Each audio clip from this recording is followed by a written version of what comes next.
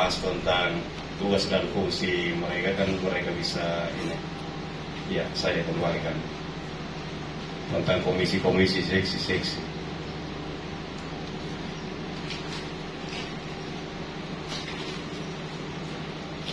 Baik, saya langsung tanggapi saja ya. Jadi untuk rapat DPP Rakerpar, maka sebenarnya karena itu kemarin ketika di Tiakur, ketika melihat disampaikan bahwa Tiakur perwakilan 5 orang saja, saya langsung memutuskan dalam rapat DPP di pusat paroki bahwa untuk pusat paroki anggota DPP tidak ada batasan. Sebenarnya seluruh anggota DPP hadir justru itu lebih baik. Ya, karena mereka anggota DPP bukan DPS. Yang mereka hadir dan setiap komisi sebenarnya bisa memaparkan programnya, bisa memaparkan kerja kinerjanya dan lain-lain. Ya, seperti itu. Sehingga itu bisa dibawa kepada tingkat stasi. Ya, tetapi tahun ini rakyat di Tepa ini yang dapat hadir dari komisi Pomsos, terima kasih juga komisi keluarga dan sekretaris. Yang lain awalnya bilang hadir pada di hari-hari terakhir sebelum berangkat, akhirnya batal untuk berangkat. Ya, tapi tahun berikut kita harus mewajibkan juga para komisi-komisi untuk wajib hadir di dalam rakyat. Ya, jadi bukan cuma ketua DPS, tetapi para anggota komisi, anggota DPP wajib juga untuk mengikuti rakyat. Karena apalagi kalau tahun berikut, seperti yang saya katakan tadi malam bahwa program DPP di tahun pertama hanya menjangkau pusat paroki, stasi pusat paroki, maka tahun-tahun berikut programnya sudah harus mencapai kepada stasi-stasi di luar dari paroki.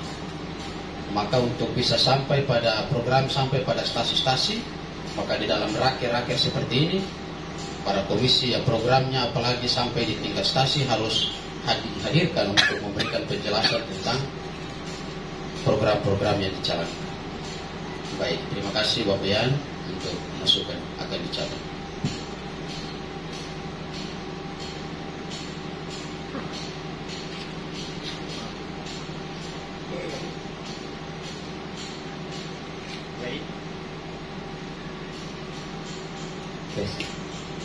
Baik, mungkin ada masukan dari Bapak Ibu yang lain, dipersilakan.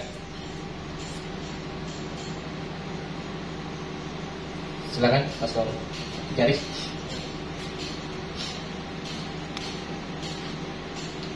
Baik, terima kasih atas kesempatan yang diberikan. Kalau kita mengikuti dengan saksama pembukaan Rakerpar kemarin yang dibawakan oleh saya, pembacaan hasil musbas itu, Uskup sendiri menegaskan di situ dalam ini, untuk menuju keuskupan mandiri itu ada 5 tahap. Tahap yang pertama itu soal revitalisasi sistem.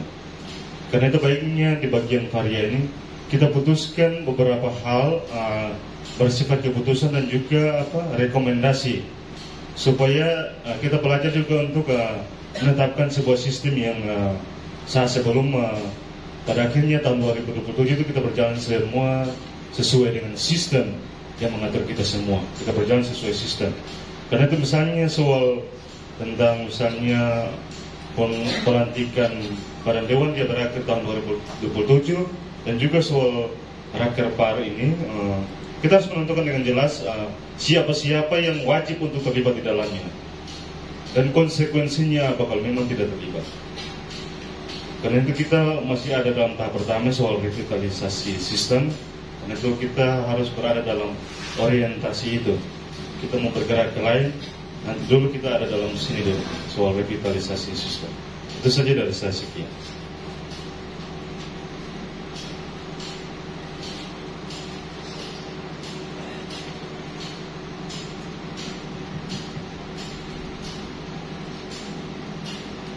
Terkait dengan revitalisasi sistem, sebelum kita bahas lebih lanjut, kita dengarkan pandangan sedikit dari Pastor Paroki supaya kita tidak keluar jalur dari kali. Pastor, silakan.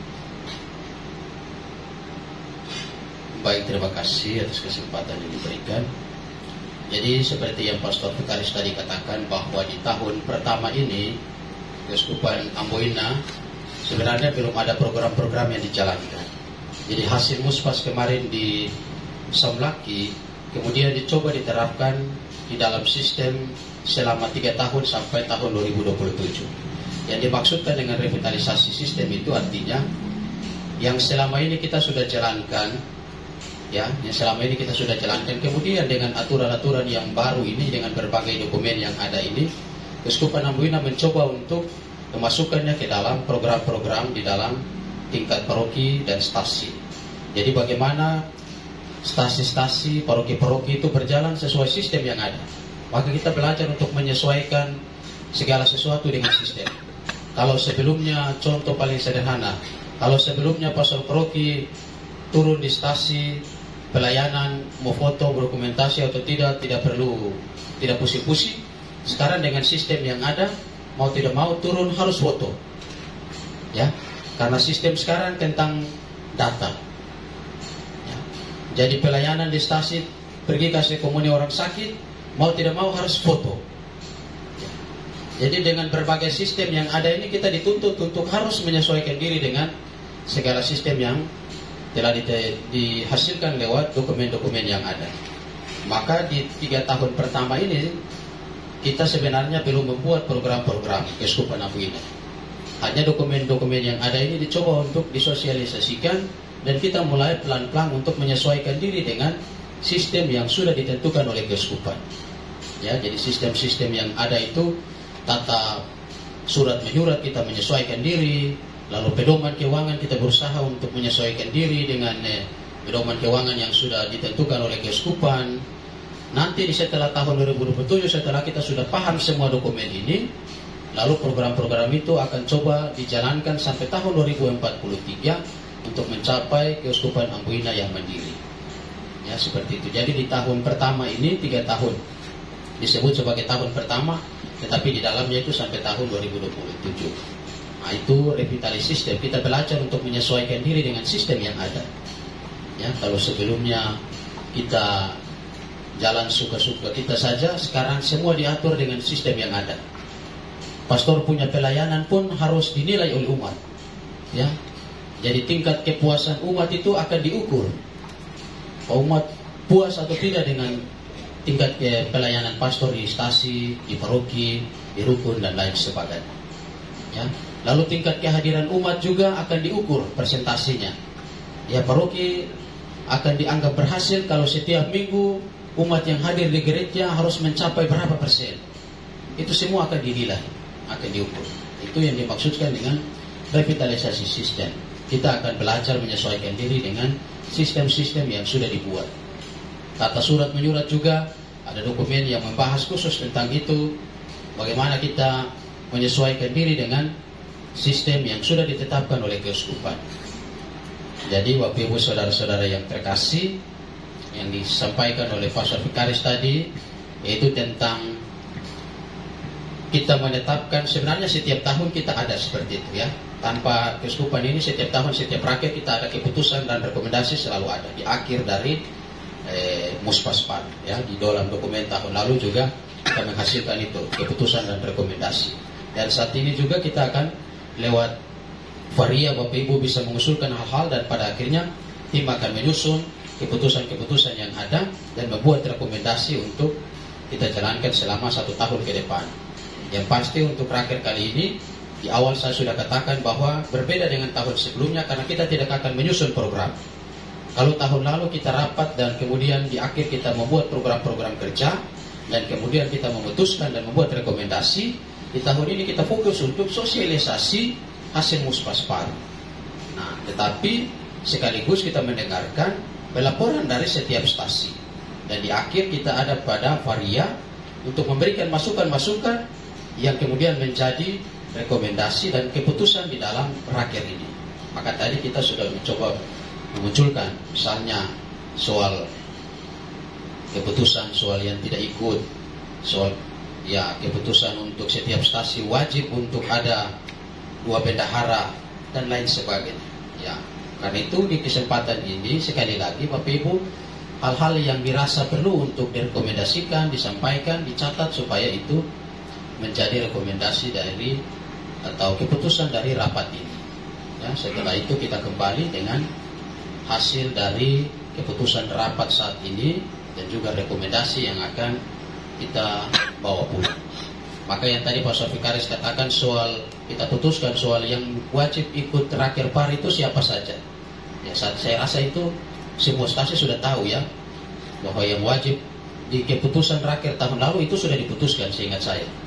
Ya, setiap stasi wajib 5 orang, yang di dalamnya ada ketua stasi, sekretaris, bendahara, dan juga perwakilan dari kalau ada kelompok kategori A.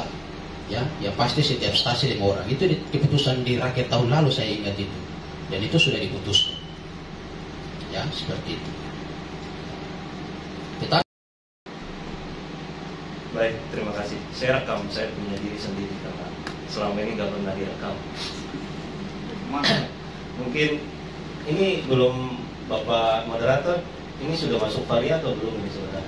Sudah. Oh sudah ya. Oh baik. Mungkin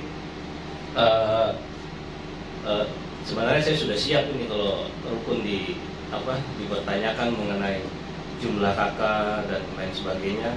Sebenarnya sudah siap. Tadi saya sempat siapkan walaupun sedikit, tapi tidak apa-apa kalau memang tidak. Sekalian langsung. Oh sekalian aja. Oh ya baik. Kebetulan di paroki Santo Petrus Paulus MBD, saya puji Tuhan diberikan kepercayaan untuk menjabat 2 jabatan sebagai ketua Pomsos dan sebagai ketua rukun Maria de Fatima.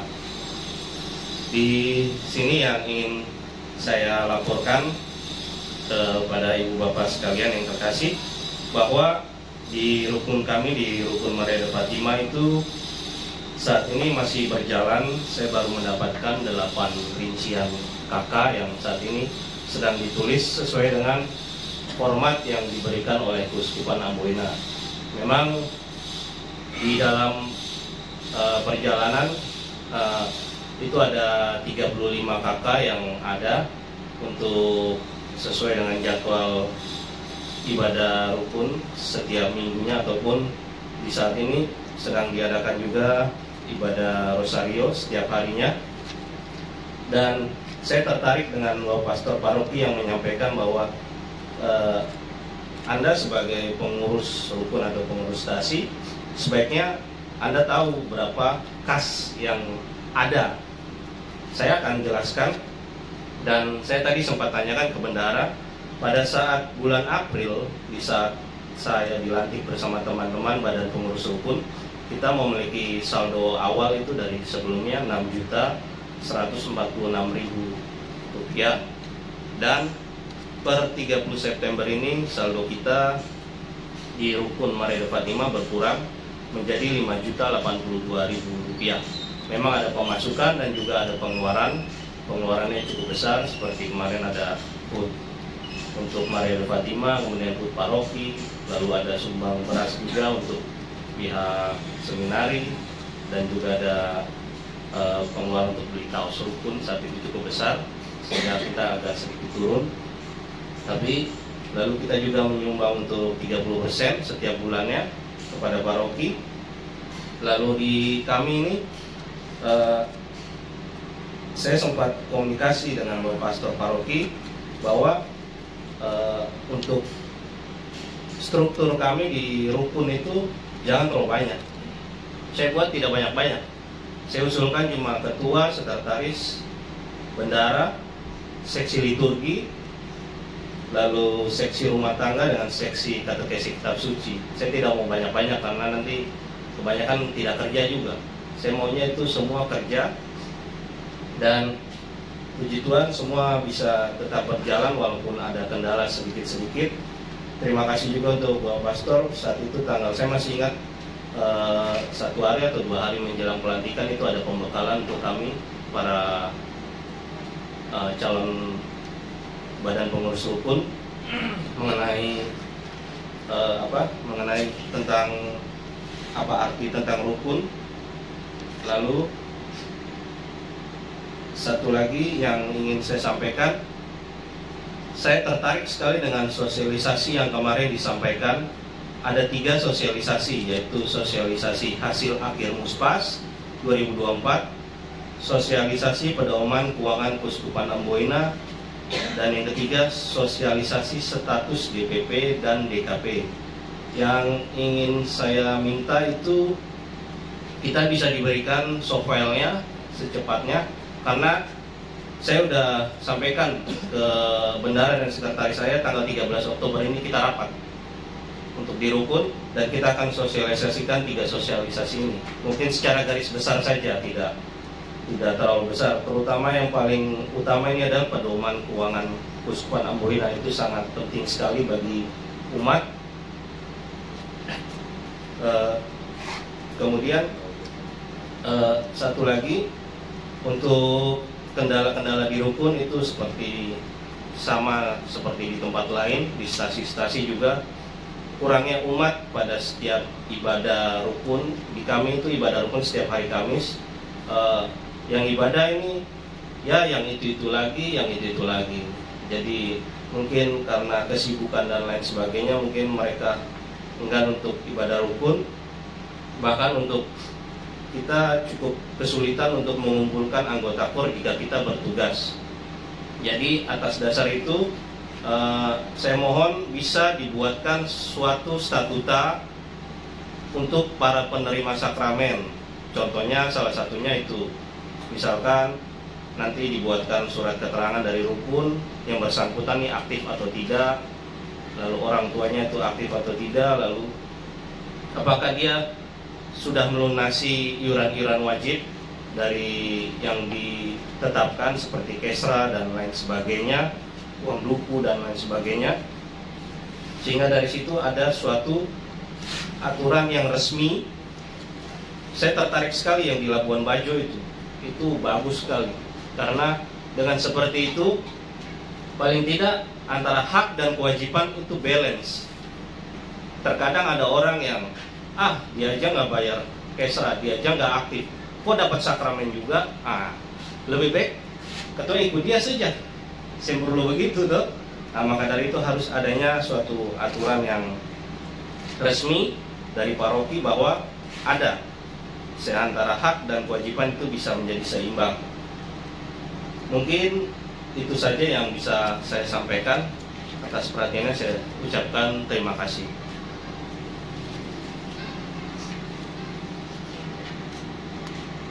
Baik, terima kasih. Kami kasih kesempatan buat Pastor Paroki untuk menanggapinya.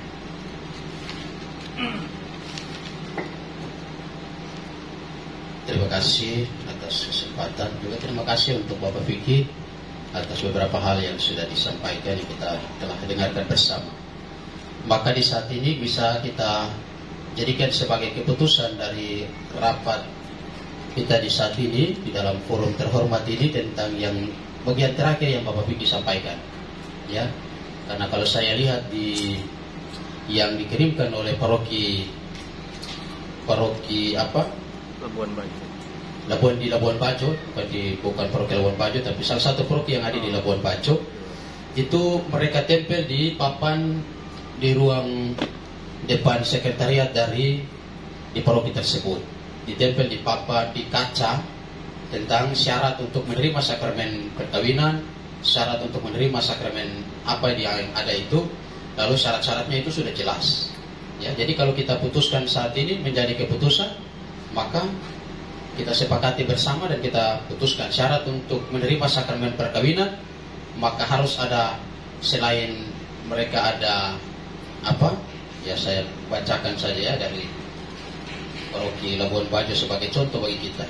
Tidak ada salahnya kita mengambil sampel juga dari paroki-paroki yang telah menghasilkan ini ya.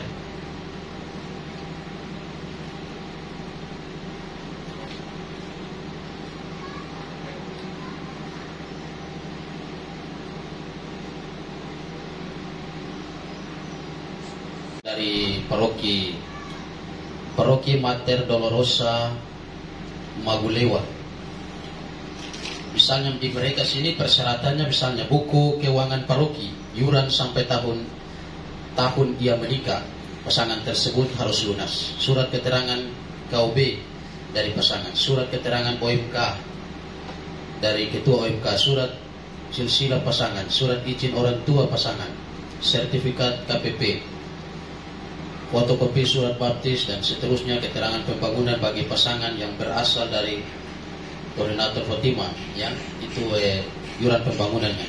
Lalu status liber, formulir kanonik, bila ada yang sekalian permandian pada saat pernikahan, ditambah biaya daftar permandian 58.000 per anak. Lalu pengumuman baca nama pasangan sekurang-kurangnya 3 kali pada hari Minggu sebelum pernikahan. Lalu uang pendaftaran nikah 500.000 yang wajib disiapkan oleh pasangan, ya. Maksudnya itu saya baca sebagai contoh. Ya, kita bisa tetapkan saja di dalam forum resmi ini. Sehingga kita punya satu daftar yang sama dari semua stasi, ya, yang ditetapkan oleh paroki. Sehingga di stasi kalau ada yang mau menikah, tinggal badan pengurus stasi memberikan formulir, ya, harus lengkapi ini semua dulu baru bisa menerima sakramen pernikahan. Atau ada yang mau menerima sakramen baptisan, maka apa yang sudah ditetapkan tinggal badan pengurus memberikan ini syarat. Kamu harus memenuhi syarat-syarat ini baru bisa diberikan sakramen pembaptisan atau sakramen komuni pertama dan lain sebagainya. Ya, tinggal kita putuskan bersama dalam forum resmi saat ini, sehingga menjadi keputusan dari rapat kita. Ya, dipersilakan untuk Bapak Ibu untuk menanggapi hal ini, dipersilakan. Terutama yang saya sampaikan soal rekomendasi dari ketua stasi, rekomendasi dari rukun, ya, tentang pasangan-pasangan yang mau menikah atau yang mau dibaptis dan juga yang mau menerima sakramen yang lain. Bagaimana, Bapak Ibu setuju? Setuju, maka setelah kembali dari sini ditetapkan di dalam keputusan, dan setelah kembali kita akan menyusun dengan baik tentang keputusan-keputusan ini sampai dengan cincin nikah, apa yang wajib disiapkan, apa yang harus dilengkapi dan lain sebagainya, kita bisa buat dan secara resmi akan disebarkan kepada stasi-stasi, ya, seperti itu. Bagaimana, Bapak Ibu sekalian? Bapak ya.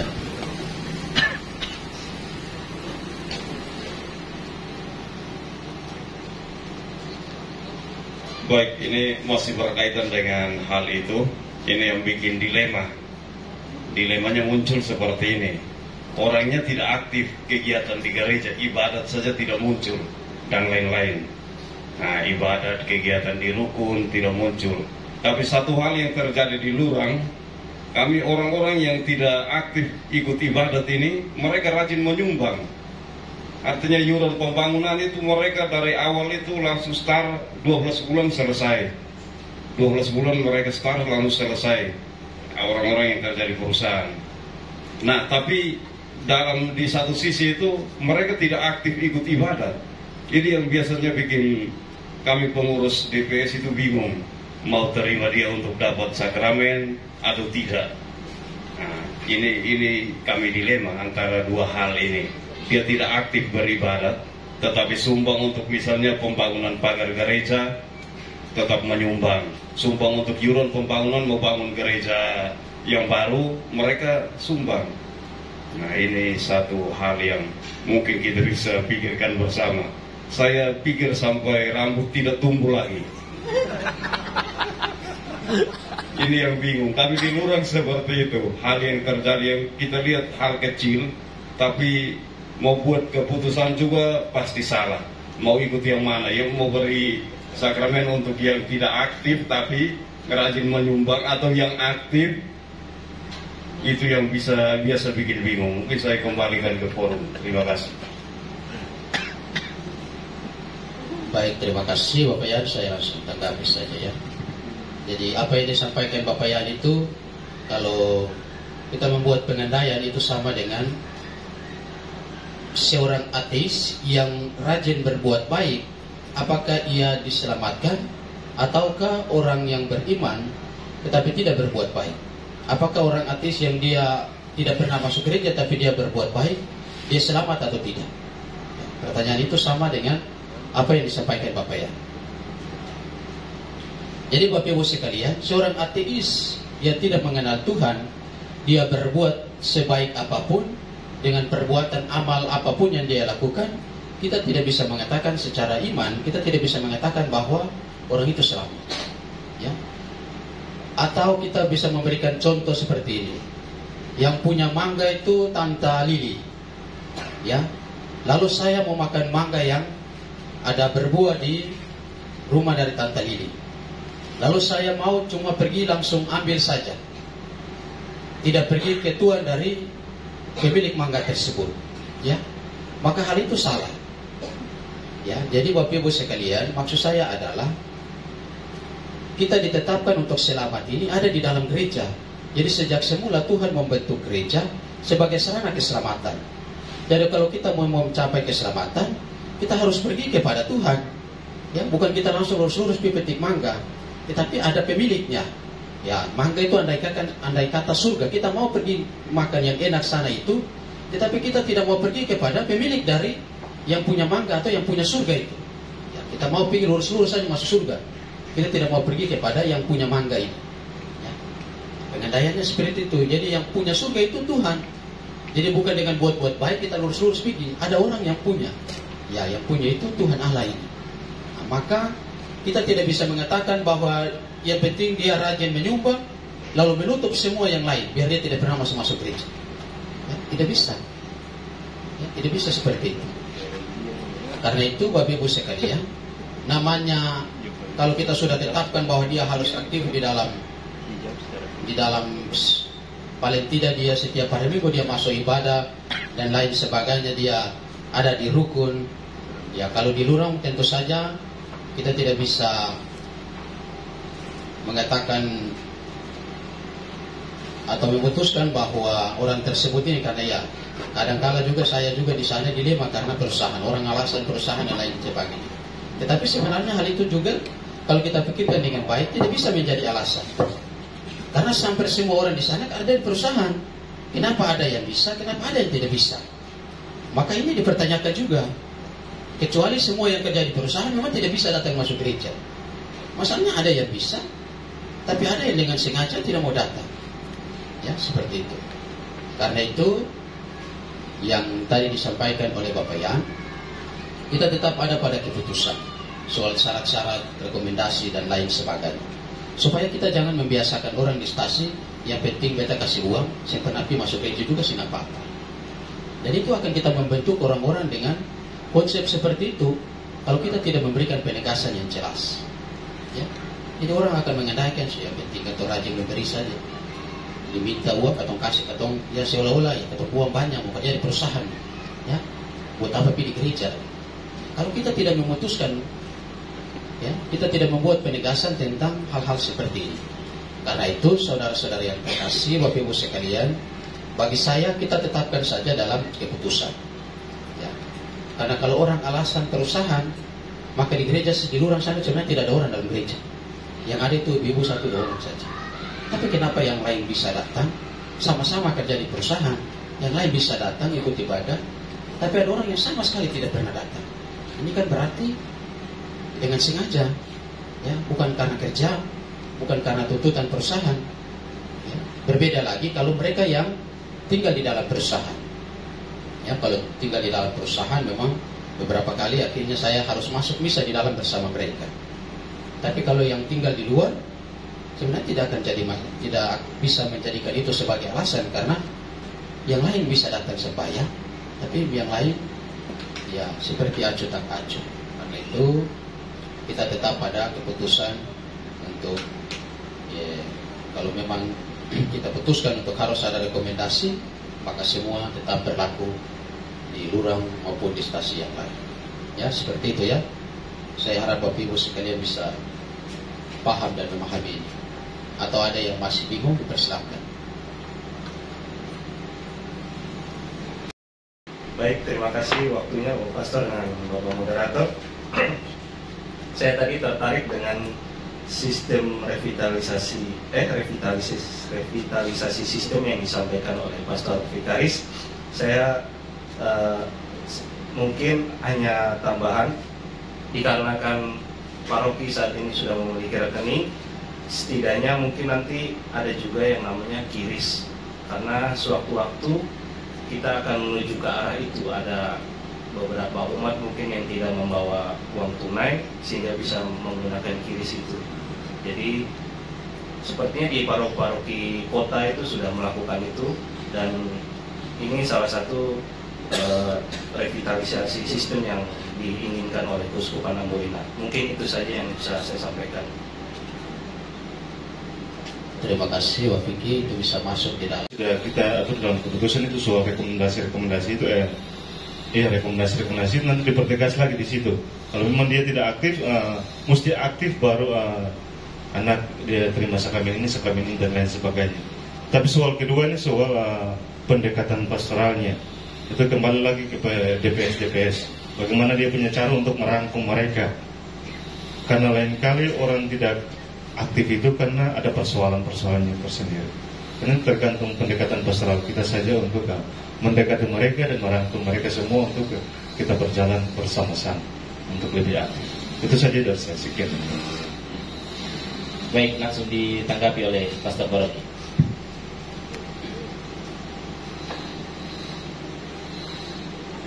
Baik, terima kasih. Jadi saya kemudian mempertegas apa yang disampaikan oleh Pastor Vikaris tadi ya. Di sini saya catat. Maka kalau dengan demikian, maka pengurus rukun stasi DPP wajib mengunjungi keluarga-keluarga yang tidak aktif. Ya. Sebagai langkah awal, maka para pengurus DPP, DPS dan rukun wajib mengunjungi mereka yang tidak pernah aktif itu. Ya, paling tidak sebanyak 2 kali, dan kalau masih belum aktif juga maka pasti kita ada pada keputusan tertentu. Ya, paling tidak kita sudah buat pendekatan terlebih dahulu. Ya, karena itu akan menjadi keputusan di saat ini. Kita putuskan saja bahwa para pengurus DPP, rukun dan stasi dan rukun wajib mengunjungi keluarga-keluarga yang tidak aktif. Ya. Wajib, sekali lagi wajib mengunjungi para keluarga-keluarga yang tidak aktif. Misalnya 1 semester 2 kali, berarti 1 tahun 4 kali. Ya, kalau 1 tahun 4 kali untuk masih belum aktif lagi. Ya. Lalu yang kedua soal kalau kita terlalu tegas lalu meninggalkan agama. Sebenarnya kalau kita mau bicara tentang kita ada dalam agama dan kita berprinsip, ya, Gereja Katolik sebenarnya tidak ada kepedulian, maksudnya dalam artian bahwa kita tidak pusing dengan umat, bukan seperti itu. Tapi maksudnya kalau kita menuntut orang supaya aktif lalu orang kemudian meninggalkan gereja dan mencari tempat nyaman, ya kau pergi saja. Namanya kau beragama di dalam Gereja Katolik, ya, Gereja Katolik itu banyak aturan yang harus kau ikuti. Maka kalau kau mau ada di dalam Gereja Katolik, tetap berada dalam Gereja Katolik, maka kau ikutlah aturan itu. Kalau kau mau cari nyaman, cari enak, ya keluar saja. Ya, prinsipnya kalau kita mau bicara kasar seperti itu, ya. Karena yang lain yang mati-matian ikut semua kegiatan, ikut semua yang dituntut oleh gereja, semua yang diminta gereja, setiap saat harus datang kerja bakti. Ya, seperti saya tahu di tempat ini kalau kerja bakti hanya orang-orang itu saja dan yang lain tidak pernah aktif dan lain sebagainya. Lalu kita membiarkan dia terus karena kita takut nanti ketemu tegur dia lari ke tinggal ketum. Apakah kita akan bertahan dengan situasi seperti ini? Ya, karena itu bagi saya akan tidak, ya, artinya bahwa kita tidak bisa mengatakan bahwa nanti ketemu tegur dia lagi dia tinggal agama. Ya, tidak. Sebenarnya kita tidak ada maksud untuk tegur dia supaya dia meninggalkan agama dan lain sebagainya. Tentu pengalaman-pengalaman Bapak Ibu di lapangan memang seperti itu. Tetapi kalau kita berpatokan terus kepada prinsip seperti itu bahwa kita takut nanti ya kita tegur lalu mereka meninggalkan agama, kita akan tetap seperti itu terus. Ya, karena itu Bapak Ibu sekalian, yang pasti kita sebagai pengurus wajib untuk mengunjungi mereka. Lalu kita berikanlah teguran secara baik-baik, tanyakan apa masalah mereka sehingga tidak terlibat secara aktif. Kalau ada pastor kunjungan ke stasi, DPP, DPS bisa datang menghadap meminta pastor dan bersama-sama dengan pastor kita kunjungi mereka. Ya. cara-cara yang kita buat untuk membuat pendekatan dengan mereka. Kita bicara mereka, kita ya, layani mereka dengan baik dan lain sebagainya. Jadi, sekali lagi tentu saja keputusan yang dibuat juga kita bisa menyesuaikan dengan situasi setempat. Nah, misalnya yang Ibu Pau tadi usulkan, kita terapkan di pusat paroki, ya itu saja bisa. Ya, kalau kita terapkan di pusat paroki, karena Ibu Pau berbicara tentang situasi yang ada di pusat paroki. Ya, tapi kalau kita sudah ada di Leturung atau di Tepas ini, tentu dengan berbagai pertimbangan seperti yang Bapak Gito tadi katakan. Tapi juga kita tidak bisa terus-menerus mempertahankan dengan alasan kita takut mereka meninggalkan dan lain sebagainya.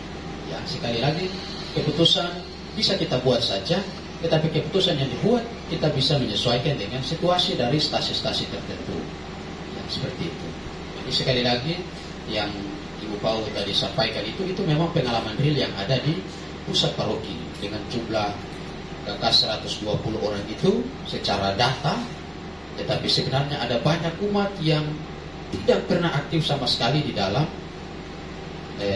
rukun juga stasi. Dan itu sudah dicoba dibuat oleh para pengurus, para komisi keluarga, berusaha membuat pendekatan, juga DPP berusaha untuk membuat pendekatan, juga para pengurus rukun. Ya, jadi sekali lagi soal keputusan bahwa kita mempertegas ketika mereka menerima sakramen itu sudah menjadi hal mutlak, tetapi juga kita bisa saja membuat keputusan tentang sanksi, tetapi dengan mempertimbangkan situasi dari masing-masing stasi untuk diterapkan. Ya, begitu. Jadi sanksi, keputusan tentang diberikan sanksi, tidak kemudian setelah tanpa ada pendekatan kunjungan lalu kita berikan sanksi, tentu saja tidak bisa. Pasti dengan berbagai pertimbangan setelah melakukan pendekatan, kunjungan dan lain sebagainya, tapi masih saja seperti itu, pasti kita bisa sampai pada tahap keputusan untuk memberikan sanksi. Ya, seperti itu. Baik, saya rasa demikian. Ya, perlu saya sampaikan. Bagaimana Bapak Ibu sekalian yang lain? Masih ada hal? Misalnya Muspaspar paroki. Tapi tahun ini kita kembali ke rapat kerja paroki, Rakerpan. Pertama saya harus baca dari nama paroki. Tadi stasi Kisar ada keliru dengan nama paroki. Nama paroki kita adalah Santo Petrus Paulus Maluku Barat Daya.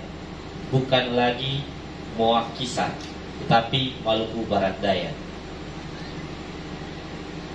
Visi paroki adalah berjalan bersama membangun gereja paroki MBD yang mandiri.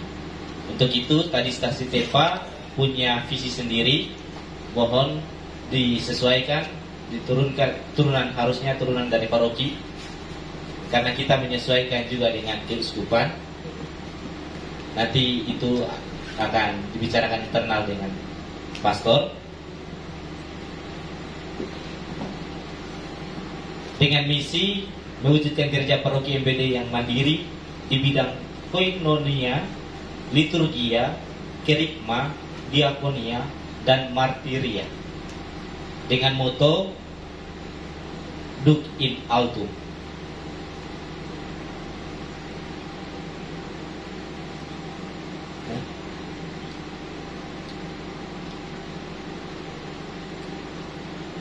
Terus saya akan baca keputusan dan rekomendasi hasil Muspas kemarin.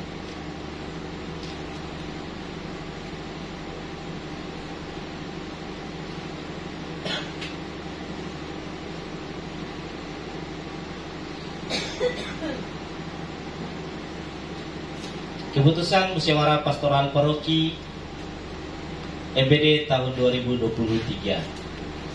1. Dewan Pastoral wajib melaporkan laporan keuangan, data statistik, dan keadaan umat lainnya setiap 3 bulan sekali kepada Dewan Pastoral Paroki untuk dilanjutkan ke pastor paroki dan kepada seluruh umat. 2. Setoran-setoran wajib harus disetor kepada bendahara paroki setiap minggu keempat bulan berjalan. 3. Bendahara paroki wajib menyiapkan bukti setoran lembaran pengesahan penerimaan setoran kepada setiap bendahara stasi. 4. Setiap jenis proposal dan SPJ permohonan anggaran dalam bentuk apapun wajib diketahui dan ditandatangani oleh pastor paroki. 5. Dewan pastoral setiap jenjang dan kategorinya wajib membuka dan menyimpan keuangannya pada rekening resmi, yaitu pada bank. 6. Setiap jenis yuran stole sakramen wajib mempedomani pedoman pastoral paroki sebagaimana telah ditetapkan. 7. LP3KD wajib menyampaikan laporan keuangan, aset